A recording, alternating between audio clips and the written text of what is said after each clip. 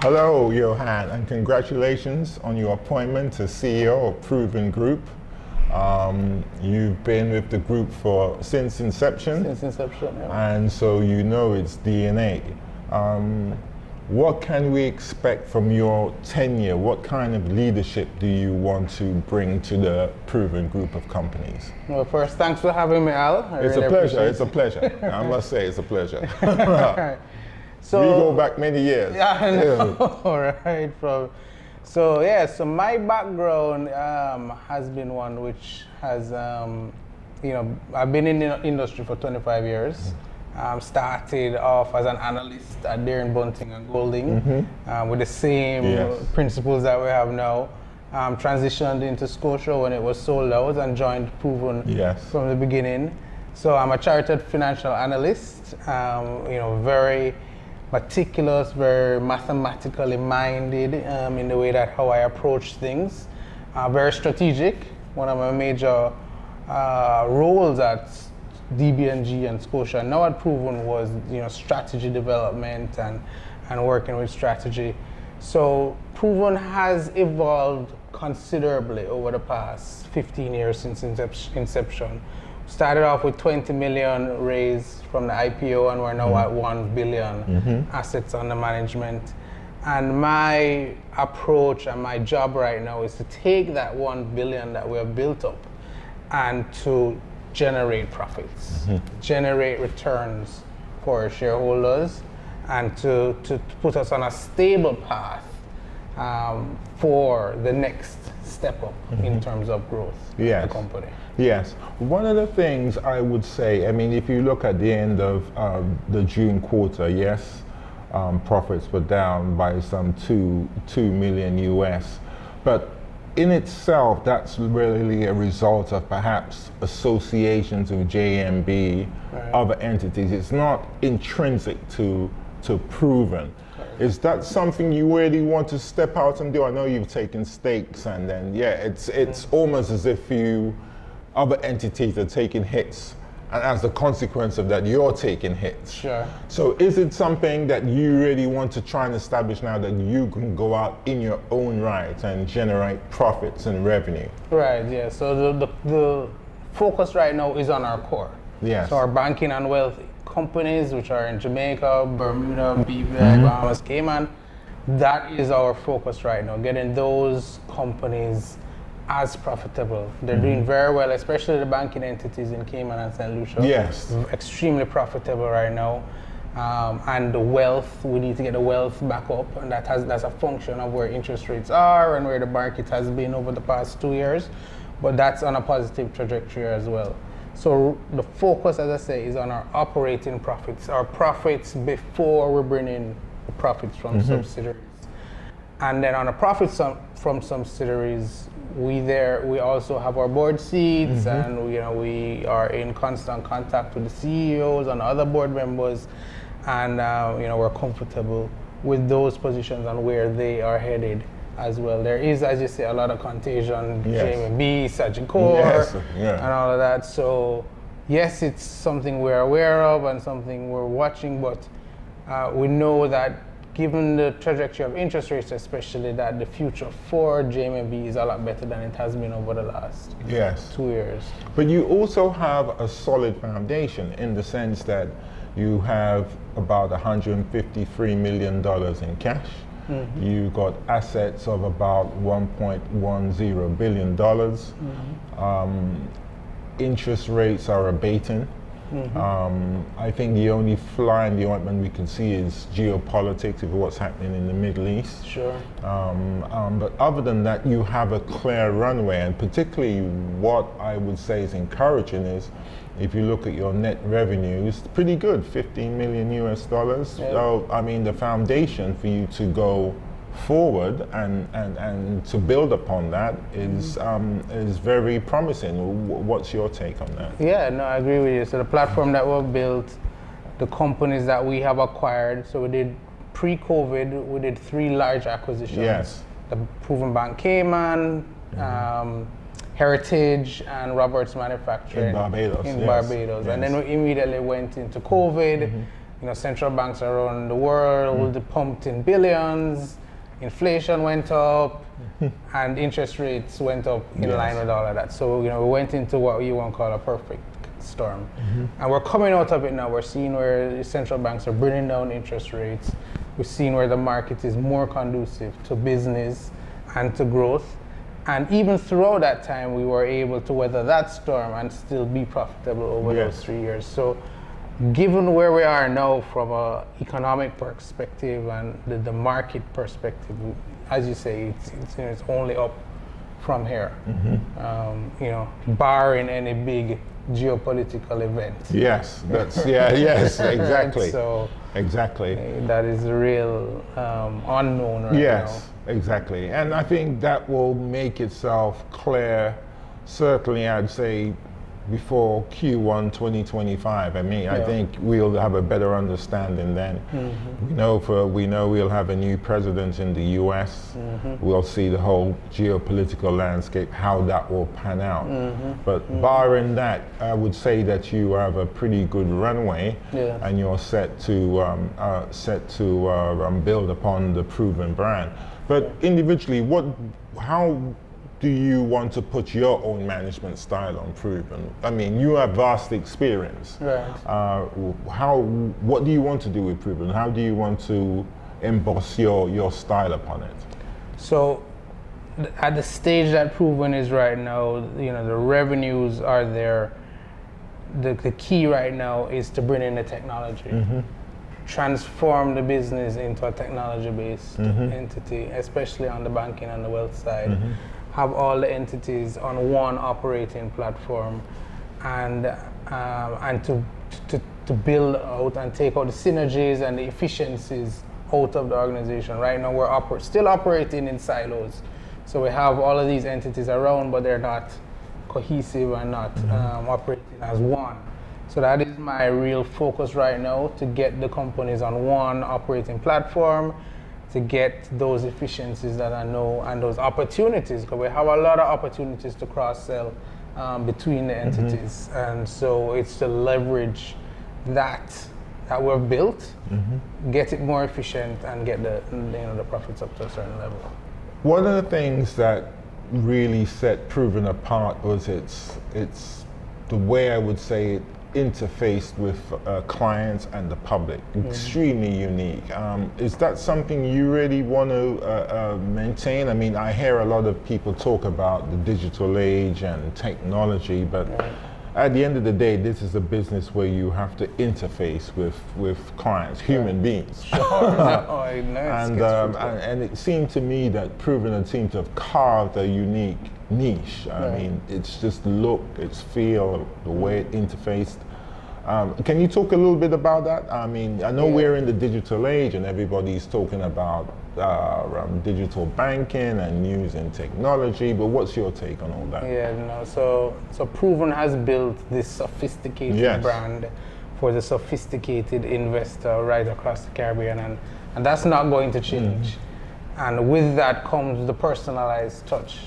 So, and it comes with the relationships that Proven have built up, the directors, the management team.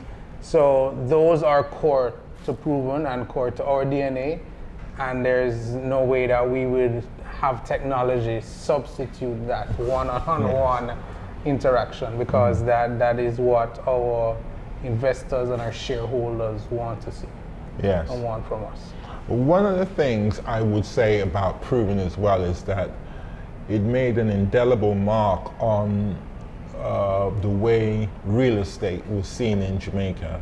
I think it elevated it to a new level, and it's continued to do so. Can you talk a little bit about that? I mean, when you look at other Caribbean countries, perhaps Jamaica is a little bit behind, I think, in the real estate landscape, but you've certainly raised the bar. How do you see that? Do you think perhaps it was a case that COVID came along and set the whole thing back a little bit, and do you see yourself really pushing ahead with elevating real estate, particularly residential real estate? And I do note you've done some interesting things with commercial real estate. Right, exactly. Yes. Yeah, no, the property segment has done wonderful for the group, not just by the results and bringing in the profits, but they have put up iconic buildings Yes. across, across Jamaica, also into Cayman and now into Barbados. And that uniqueness is again part of Proven and appealing to that sophisticated investor who doesn't just want the regular Yes. apartment or the regular townhouse, but you want something can with I a just- different touch. Yeah, can I just interject there? Yes, I mean, I'm very taken with the fact that as a finance house, you put a certain aesthetic Right. on living spaces, and it's very unique. I mean, I haven't really seen that in any entity across the Caribbean. I mean, no disrespect, most people will throw up a concrete block and try and say, well, how can I, get returns off of this? But, but not the touch, the aesthetic touch, are really setting new standards. I think it's unique. And that is a differentiator that we Yes, have. exactly. We are unique. So, we're going to do it different. And we're going to do it with that extra touch. Yes. And, the properties team led by Aisha, have just done wonders. Yeah, she's done well, for the market. yes. So, that is, our baby. It's almost as if Proven has said, look, okay, we're coming from here, but this is a standard, which is what we would expect, not just with our clients, but the way everyone should be living. This is really what you should be aspiring to. Or this is the minimum standard. And then elevating it. And we do it not only with the residential, but this building as well. Yes, exactly. This building, yes. Yeah. And we're putting up some warehouses, and we're going to do the same there. We're doing the development in Runaway Bay, Bahari. Those are going to be wonderful villas and apartments down there. So it will continue. And then we pivot based on where the market is and where the demand is. With interest rates where they are now, residential is not as pretty as it was 2-3 years ago. So, we move into the tourist areas, the commercial side, the industrial side. And then once rates come back down and residential picks back up again, then we look back at doing residential developments again. Yes. So. Now you and I would have seen that we've seen the millennials, we've seen Gen Z. How do you get a new generation of young people to invest? How do you get them to come on board with Proven? So it is a challenge because we do have this mystique of being only for the rich people. So, they haven't built their wealth as yet, but, there may be children of parents that have wealth. But, we do appeal to them. We're on social media, we have a huge portfolio of the heritage product, which is geared towards saving towards your child's college education. So behind that product is a lot of marketing to young people, telling them about Proven and how and then once they get out of college, then investing on top of that. So we do start from very young, right, all the way up to retirement. What do you see in Jamaica in terms of we're seeing, as I said, a new generation, particularly a lot of younger people coming into the space as business leaders with new industries. It's not like it was 20 years ago. I mean, you're seeing some things like Edufoco, more digital businesses, young people with very entrepreneurial ideas and defining, but they're going to need capital to start their business. They're going to need people who could look at these ventures and say, well, look, yes, I'm going to back this venture.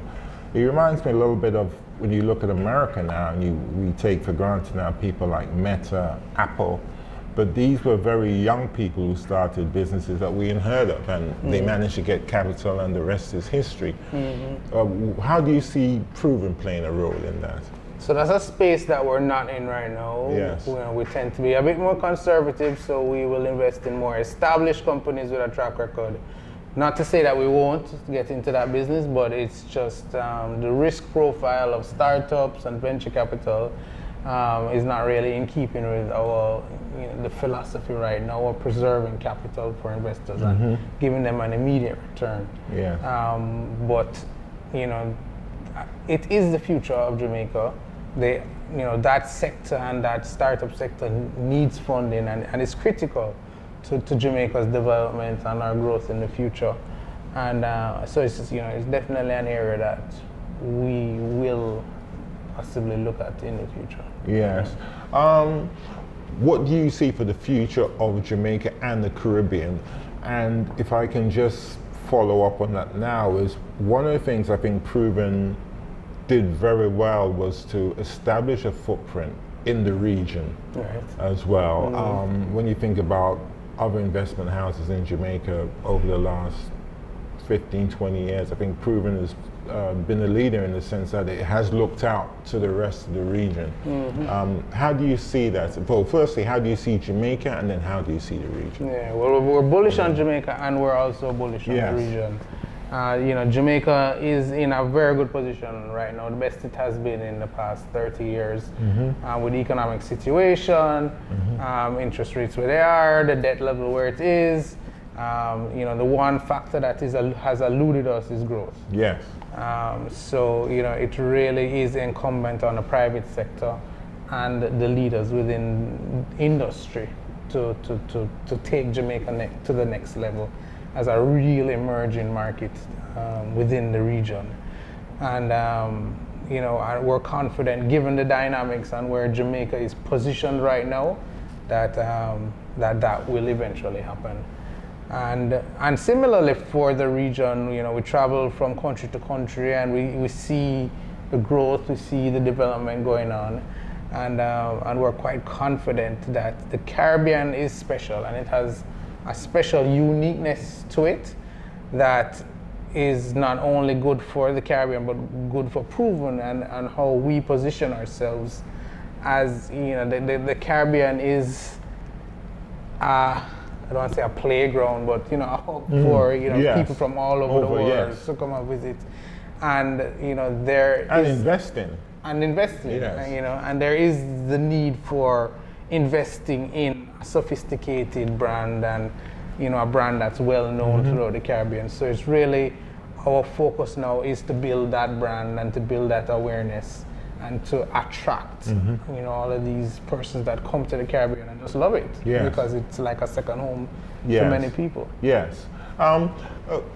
Is it a case now that you will probably, as you said, will you focus on probably generating more profits, particularly operating profits, and not so much be looking to bring in more acquisitions? Is that the case with this? You're going to be just settled with what you have now, as opposed to go in more acquisition mode? That is the focus right now, just to settle what we have. Yes. Not to say that we don't get thrown acquisition opportunities every day, and we don't throw them immediately in the trash. We'll look at every opportunity, and if a good opportunity comes across our desk, my desk, it's definitely something that we would not pass on. So, but that isn't the focus as it has been over the past 15 years.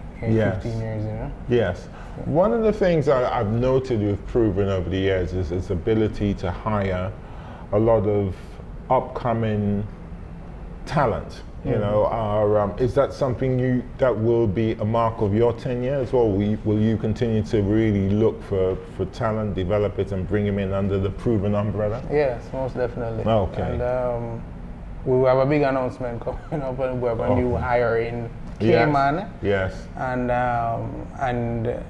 talent is critical, especially in this business. Yes. So we're not in the business of building products. We're not in the business of, we're in the business of providing a service, and that our people are critical to that.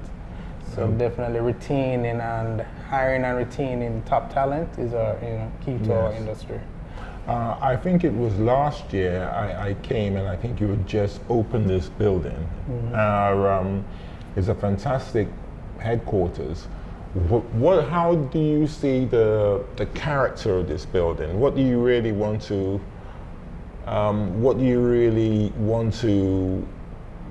inject into it from a corporate personality wise? It is a fun, exciting place to work, but also a place to work that is performance is key, and showing the shareholders that we have what it takes to take it to the next level. Yes. Yeah. So just building the vibe and the energy. Having the young persons, the smarts, the innovative minds, and just the building should and does bring out the innovation in our team. Yes. And that's really what we strive for. Yeah, it seems to very much symbolize the proven persona. It's not really a case of bells and braces and a stolid banking kind of stiff, a stiff kind of personality. Yeah, no, we want to be like the Google. Yes, I see. I got you. That innovative energy. Yes. Is really what the energy in the building and in being part of Proven is what we really strive for. Yes. Now tell me a little bit about business leaders you admire, both here in Jamaica and internationally. Okay. It's a tough one.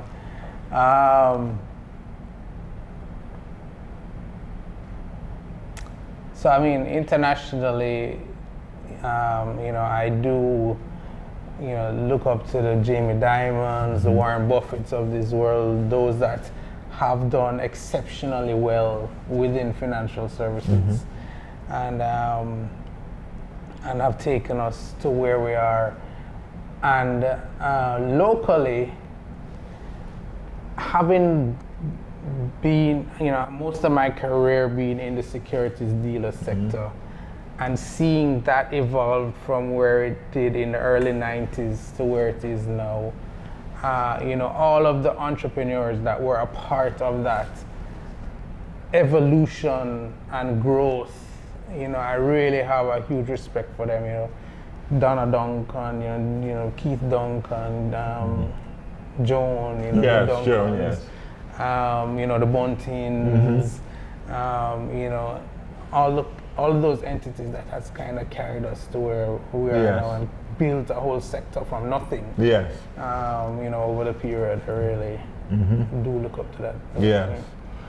Are there any good business books you can recommend that you've read that you could recommend? No, not that comes No, that you've read them, yeah. I'm not a big book reader. I tend to read mostly articles. Oh, okay. All right. Like then in The Economist, in Harvard Business Review, I read a lot of those kinds. Oh, you read articles, from publications. Sure, The Economist is pretty good. Yes. Definitely. Okay, thank you very much. Well, thanks for having me. Okay, a pleasure. And congratulations again. Thank you. Okay. Our Today, inspiring your tomorrow.